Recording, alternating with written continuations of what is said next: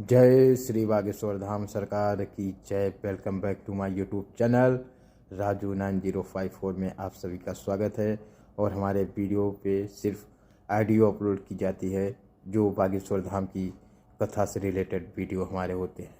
तो हमारे चैनल को सपोर्ट करिए और हमें सब्सक्राइब जरूर करिए।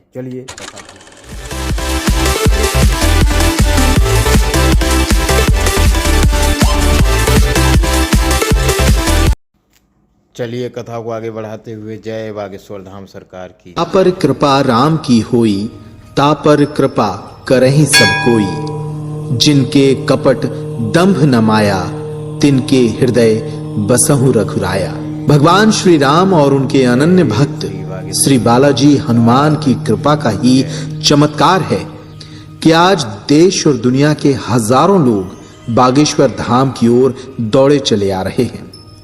कोई लंबी बीमारी से परेशान है, कोई संतान की कामना लेकर आया है, किसी का जीवन अशांत है तो कोई प्रेत बाधाओं से व्यथित है। मध्य प्रदेश के बुंदेलखंड में स्थित संत धीरेन्द्र कृष्ण का आश्रम छतरपुर जिले के ग्राम गढ़ा में बागेश्वर धाम के नाम से प्रख्यात है। कमेंट भी कर दीजिएगा। खबर मोरी ले रहियो बागेश्वर गढ़ के हनुमान। खबर मोरी ले रहियो बागेश्वर गढ़ के हनुमान। खबर मोरी ले रहियो बागेश्वर गढ़ के हनुमान। खबर मोरी ले रहियो बागेश्वर गढ़ के हनुमान। बागेश्वर गढ़ के हनुमान। वेद पुराणों और देवताओं की पवित्र भूमि भारत पर पिछले सैकड़ों सालों में परम चेतना को उपलब्ध ऐसे अनेक फूल खिले हैं जिनकी सुगंध से मानव समाज पल्लवित, प्रफुल्लित और परिपक्व हुआ है। आज हम आपसे एक ऐसे ही परम साधक की चर्चा कर रहे हैं जिनको ये संसार श्री बागेश्वर धाम के पीठाधीश्वर संत श्री धीरेन्द्र कृष्ण शास्त्री के नाम से जानता है। हजारों समस्याओं, व्याधियों से दुखी मानव समाज इस दरबार में अपने कष्टों का निवारण पा रहा है।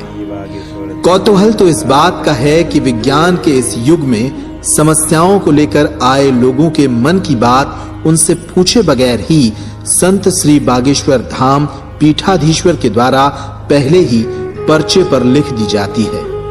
बिना सिर्फ व्यक्ति का भूत, वर्तमान और भविष्य जान लेते हैं, अपितु उसकी समस्याओं का निवारण भी करते हैं, वह भी पूरी तरह निःशुल्क। तो इससे ज्यादा क्या चाहिए मुझे? ये हम डॉक्टर के पास गए और बिना बताए समस्या का निदान मिल जा रहा है, तो मेरे लिए बेहतर लगा। गढ़ा गांव के ही बाहरी हिस्से में एक प्राचीन मंदिर मौजूद है जो चंदेल कालीन बताया जाता है। इस मंदिर में बागेश्वर महादेव का चमत्कारिक स्वरूप है, तो वहीं स्वयंभू बालाजी हनुमान जी भी विराजित हैं। नियति ने बालक धीरेन्द्र को इसी मंदिर की ओर पुकारना शुरू कर दिया और इसके माध्यम बने बागेश्वर मंदिर के पुजारी और धीरेन्द्र कृष्ण शास्त्री के दादा पंडित सेतुलाल गर्ग जी। श्री बागेश्वर बालाजी सरकार एवं बागेश्वर महादेव के कृपा पात्र संत धीरेन्द्र कृष्ण शास्त्री के पास ऐसी कौन सी दिव्य शक्ति है जिससे वे मनुष्य के भूत, वर्तमान और भविष्य को जान लेते हैं? इसी प्रश्न का उत्तर खोजने हम उनके प्रारंभिक जीवन की तरफ लौटते हैं। कमेंट जरूर करिए। बागेश्वर बालाजी की सेवा में बचपन के 8-9 वर्षों से ही हमारी प्रारंभिक रही। 12 से 13 वर्ष की अवस्था में जब हम पहुंच गए तो उस वक्त हमारे अनुभव बढ़ने लगे थे। पूज्य दादा गुरु हमें कुछ विशेष विधियों के द्वारा हमें सजोने लगे थे, संभालने लगे थे। वो कहते हैं कि गुरु जो है बाहें पकड़ता है, गुरु बाहें पकड़ करके परमात्मा के चरणों में रख देता है। तो हमारे गुरुदेव ने, दादा गुरु ने, पूज्य दादा गुरु ने हमारी बाहें को पकड़ करके बागेश्वर महादेव, बागेश्वर बालाजी के चरणों में रख दिया।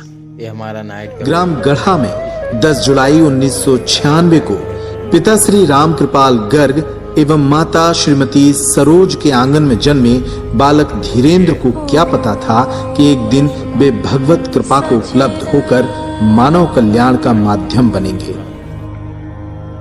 उनका प्रारंभिक जीवन भीषणतम गरीबी के बीच व्यतीत हुआ।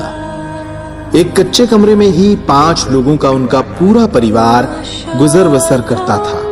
कर्मकांडी ब्राह्मण परिवार होने के कारण पूरे परिवार की जीविका पूजा और अनुष्ठान कराने के बाद मिलने वाली दक्षिणा पर ही निर्भर करती थी।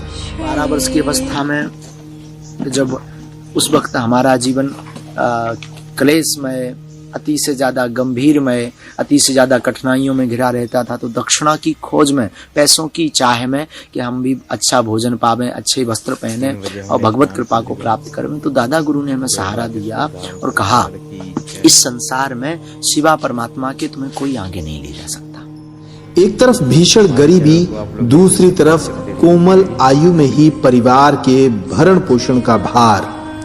ऐसा प्रतीत होता है जैसे परमात्मा इस बालक को स्वर्ण की तरह निखारने के लिए परीक्षा की अग्नि में तपा रहा था। फिर ऐसा क्या हुआ कि अचानक सामान्य चेतना परम साधक की चेतना में बदल उठी। दादा गुरु के काशी वास होने के बाद में फिर मन खिन्न हो गया। कोई मार्गदर्शक नहीं था, कोई प्रेरणाएं देने वाला नहीं था, कोई समझाने वाला नहीं था, तो खूब हम रोते रहते थे। फिर स्वप्न में हमारे जीवन में बदलाव स्वप्न से हुआ। फिर अचानक से स्वप्न में ऐसी प्रेरणाएं प्रारंभ हुई कि अगर आगे बढ़ना है तो साधना मार्ग को तेज करो। बहुत ही साधना मार्ग कौन सा है, क्या साधना करें, किसकी साधना करें, कैसे कन्वर्ट करते सबसे हैं। अनभिज्ञ और थे। सबसे तो स्वप्न में जो प्रेरणाएं बागेश्वर बालाजी की लगी, आप अज्ञातवास साधना, जो आप मोबाइल अज्ञातवास साधना से ही आनंद ले सकते संसार की कठिनाइयों को पार करके आप लोगों के जीवन में एक ऊर्जा, एक प्रकाश प्रकाशित कर सकते हो। इस भावना का मन में 2-3 बार स्वप्न, एक आध बार का स्वप्न हमारे मन में लगा कि मन की कोई तरंग होगी, मन का कोई भाव होगा, भ्रम होगा। माता जी को हमने बताया, पिताजी को भी बताया। पिताजी हमारे फिर काम थोड़ा देखने लगे थे, पूर्णतः स्वस्थ थे, काम धाम भी देखने लगे, तो माता पिताजी ने कहा कुछ स्वप्न है, आते रहते हैं, उनको हृदय में नहीं लेना चाहिए। हमने कहा, फिर लगातार दूसरी बार आया अज्ञातवास करो, फिर तीसरी बार आया अज्ञातवास करो। वो अज्ञातवास से हम अनभिज्ञ थे। अज्ञातवास है क्या? खोज की तो पांडवों का अज्ञातवास हमने पढ़ा।